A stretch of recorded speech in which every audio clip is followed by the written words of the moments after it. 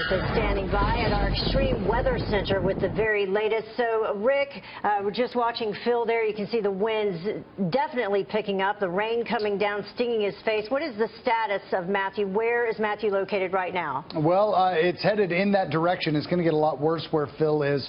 You were asking me last half hour, Greg, about what happens to this storm in the long run. These are our computer models here, all in good agreement, hugging the coastline. It's actually been pretty spot on for about the last, I would say, 48 hours, except that we don't know within that 10-mile jog one way or another. But take a look at what happens here in the long run. According to a lot of the computer models, bring it back and loop it back down here, back again close to Florida. That's maybe 5 to 6 days from now. Because of that, that's what the official forecast from the National Hurricane Center does as well. Loops it here, and if I extended this out in time, it comes right back here down across areas of the southeast as a very weakened system, but nonetheless, excuse me, maybe a little bit more rain. There's a 70-mile-an-hour wind gust here in Vero Beach, so it's getting very, very close to the really strong winds. And when you look at the radar image here, you can see that those lines of storms here that are moving on shore right there, that's the 70-mile-an-hour winds. Around 15 miles offshore here is this band, and those are the winds that are well in excess of hurricane force, maybe up to around 90 to 100 mile an hour in strength.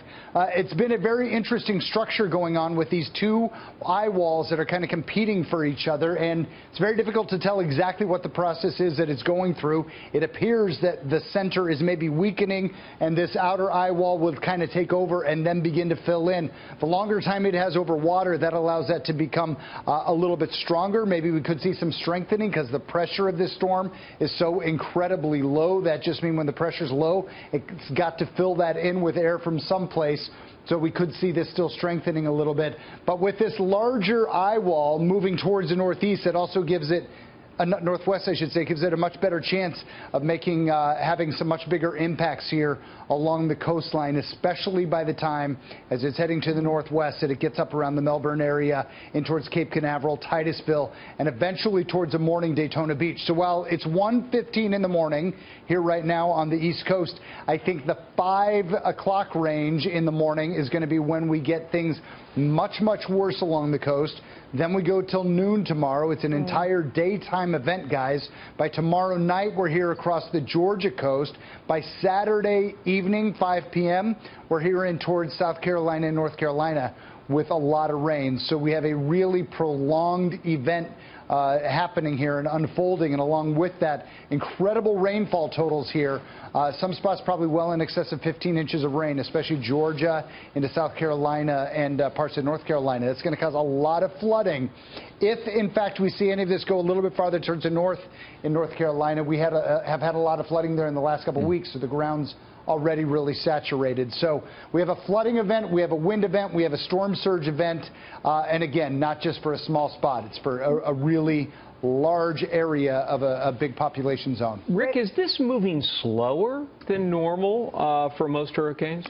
You know, every storm is a little bit different. You like it when it goes really fast because it does a lot of damage, but at least it gets in and out of there very quickly. This one is moving at about 13 miles an hour, relatively slow. So certainly slow enough that it prolongs the damage and makes the rainfall totals go a little bit higher. Rick, I wanted to ask you specifically about Georgia. We had a couple people emailing us about that. They're listening very closely to what you're saying, and they wanted to ask you, earlier you mentioned that it was veering a little bit more eastward, and they were concerned that that would impact Georgia more if that was the case, and if that's still the case. Again, we still 10 miles one way or another. We really can't say, and we're not going to say in that case. What I will tell you about Georgia is just based off of the shape of the coastline here, this area is really prone to storm surge. It also, because of this shape, a lot of the storms don't make it to this area. So that's why this is one of the strongest storms ever impacting this area. We know we're going to see a lot of storm surge. Is it 8 feet? Is it 12 feet? That we don't know.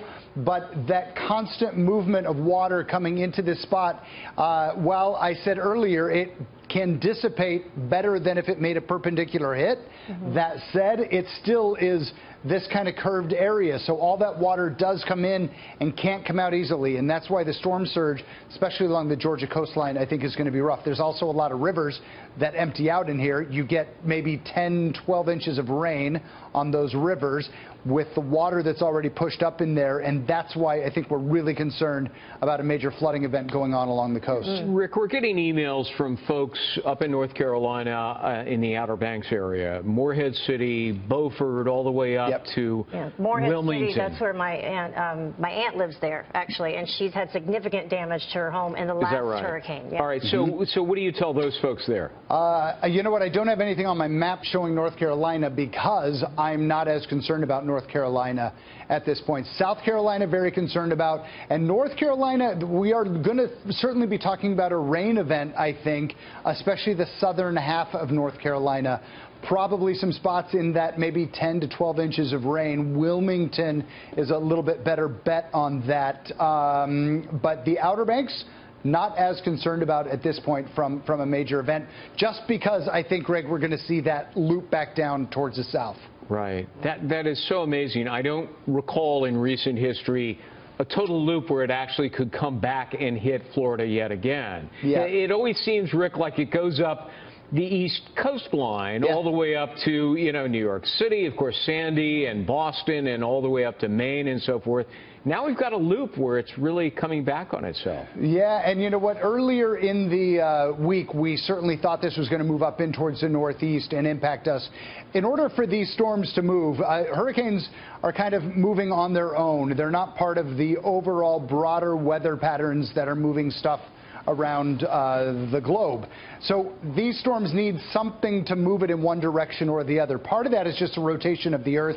We call it a Coriolis effect. It rotates things and in general kind of pulls stuff up towards the north. But you also have high pressure and low pressure in different areas that move it or nudge it in one way or another. We had an area of low pressure that we thought was going to pull this up, create a weakness in the atmosphere that would allow the storm to go off towards the north. That area of low pressure moved too far to the north and it didn't pick this up. Behind it, high pressure built in, and that high pressure keeps it now stuck here to the south, and it's going to nudge it even a little bit farther off towards the south. Yeah. So no place for it to go. Well, I know up in Kansas there were reportedly tornadoes spotted there this evening, and there's another hurricane right behind this one.